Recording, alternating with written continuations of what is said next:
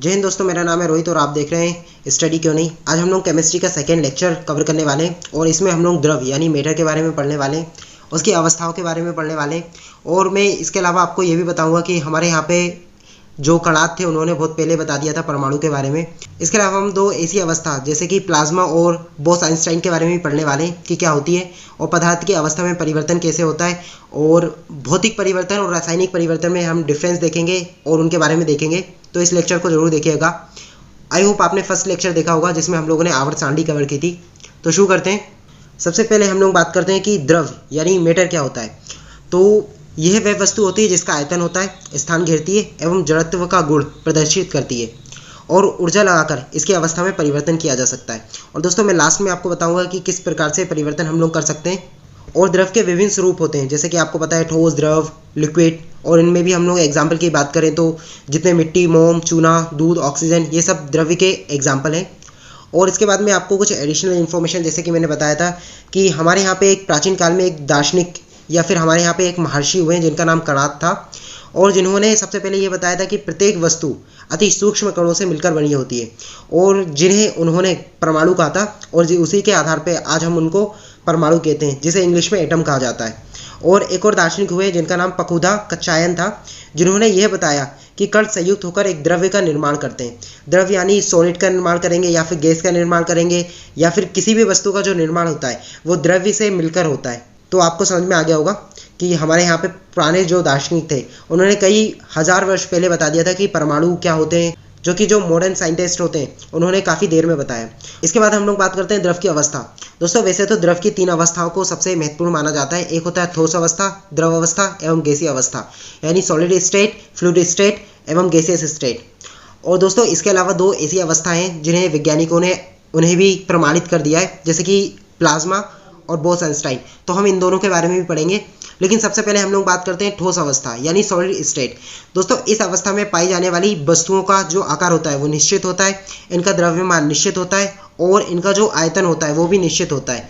इनमें दृढ़ता का गुण पाया जाता है, यानी ये सॉलिड होती हैं, अर्थात इन पे अगर हम लोग ज़्यादा फोर्स लगाएंगे तो ये टूट जाती है। जैसे कि आपने पेंसिल देखा होगा, अगर हम उस पर थोड़ा सा फोर्स लगाते हैं तो वो टूट जाती है, वो भी सॉलिड का एग्जाम्पल है। और इसके हम लोग कुछ एग्जाम्पल की बात करें तो लोहा, पत्थर, किताब, सुई, जितने भी सॉलिड चीज़ होती हैं सारी ठोस अवस्था में आ जाएंगी। इसके बाद हम लोग बात करते हैं द्रव्य अवस्था यानी फ्लूइड स्टेट।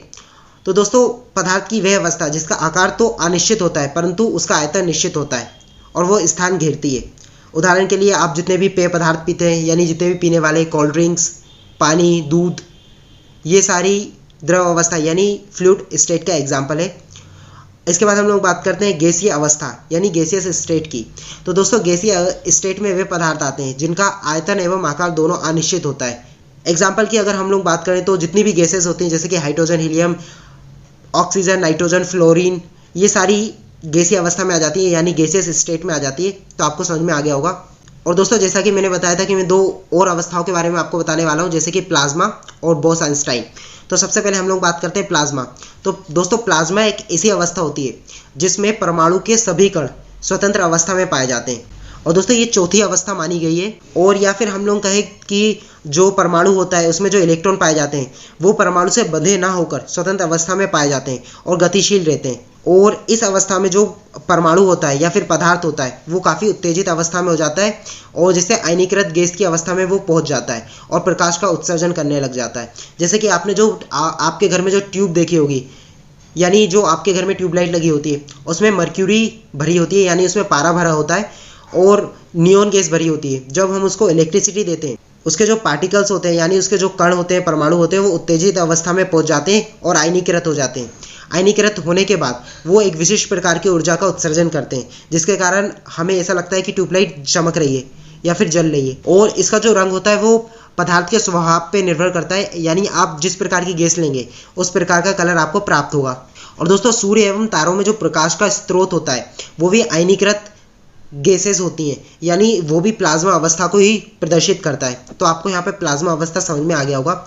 इसके बाद हम लोग बात करते हैं बोस-आइंस्टाइन कंडेंसेट की। तो दोस्तों ये आपने ज़्यादा नहीं सुना होगा इसके बारे में। तो मैं बता दूं, ये एक ऐसी अवस्था होती है जिसमें जो तनु गैस होती है, यानी जो हल्की गैस होती है, उसको इतने कम टेम्परेचर पे ठंडा किया जाता है, यानी उसको हम लोग परम शून्य तापमान पर ठंडा करते हैं।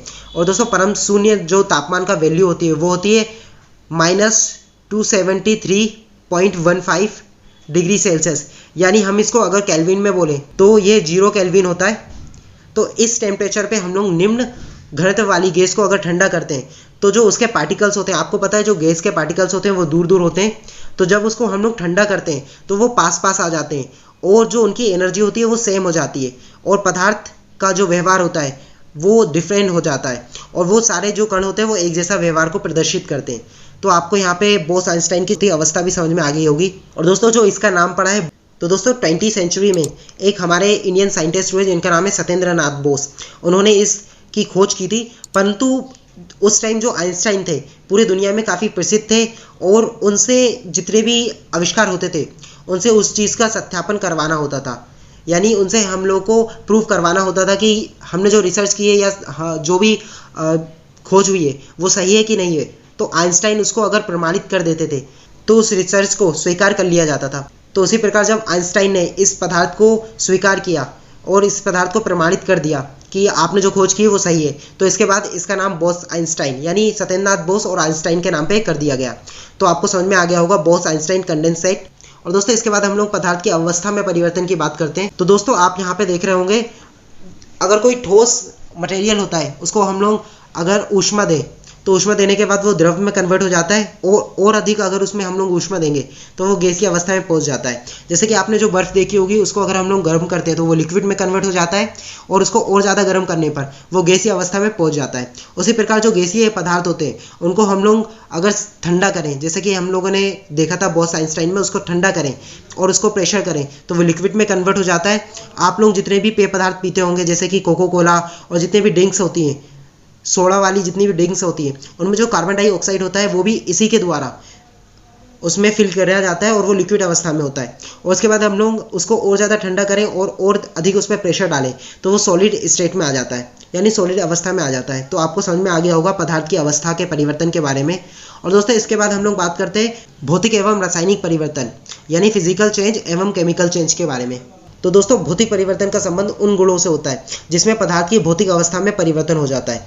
और दोस्तों यहाँ पे आपको भौतिक अवस्था नहीं पता होगा कि पदार्थ की भौतिक अवस्था क्या होती है। तो भौतिक अवस्था में हम लोग रंग, कठोरता, दृढ़ता, घनत्व, द्रव्यमान, क्वथनांक यानी बॉइलिंग पॉइंट, उसका मास, उसकी जो डेंसिटी होती है, उसका जो कठोरता होता है, इन सबको हम लोग लेते हैं। और तो इनमें एक या एक से अधिक अवस्था में परिवर्तन हो जाता है तो उसको हम लोग भौतिक परिवर्तन कहते हैं।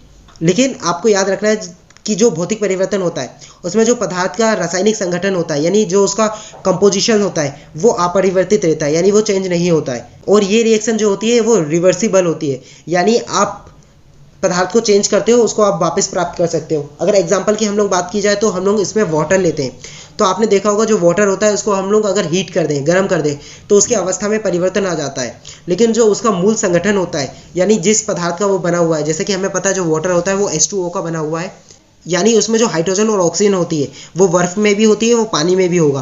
तो उसका जो रासायनिक संगठन है वो चेंज नहीं होता और हम लोग बर्फ़ को गर्म करके पानी बना सकते हैं और पानी को पुनः ठंडा करके हम लोग उसको बर्फ़ भी बना सकते हैं। तो आपने यहाँ पे देखा यही रिएक्शन उत्क्रमणीय यानी रिवर्सिबल रिएक्शन कहलाती है। तो इसको हम लोगों को, जैसे कि मैंने बताया कि अगर हम लोगों को इसको रिवर्स करना है तो हम लोगों को, जैसे कि हमने उसको चेंज किया था तो उसको हम लोग रिवर्स कर देंगे तो हमें पुनः वो अवस्था प्राप्त हो जाएगी। इसके बाद हम लोग बात करते हैं रासायनिक परिवर्तन यानी केमिकल चेंज की। तो दोस्तों आप समझ ही गए होंगे रासायनिक परिवर्तन यानी उसकी जो रासायनिक संगठन होता है उसमें परिवर्तन हो जाता है। जैसे कि अगर हम इसमें एग्जांपल की बात की जाए तो लोहे में जंग लग जाती है परंतु आप वापस जंग से लोहा प्राप्त नहीं कर सकते। तो आपको समझ में आ गया होगा कि ये जो रिएक्शन होती है वो अनुत्क्रमणीय होती है, यानी इसको हम लोग वापस बदल नहीं सकते। जो पदार्थ में हमने चेंज किया है उस पदार्थ को वापस प्राप्त नहीं कर सकते, यानी जो ये रिएक्शन होती है वो इरिवर्सिबल होती है। उदाहरण के लिए दूध से दही का बनना, लोहे में जंग लगना और कागज का जलना। तो आपको समझ में आ गया होगा। अगर आपको ये वीडियो अच्छी लगी तो मेरे चैनल को अभी सब्सक्राइब कीजिए, लाइक कीजिए, शेयर कीजिए। मिलते हैं नेक्स्ट वीडियो में। जय हिंद।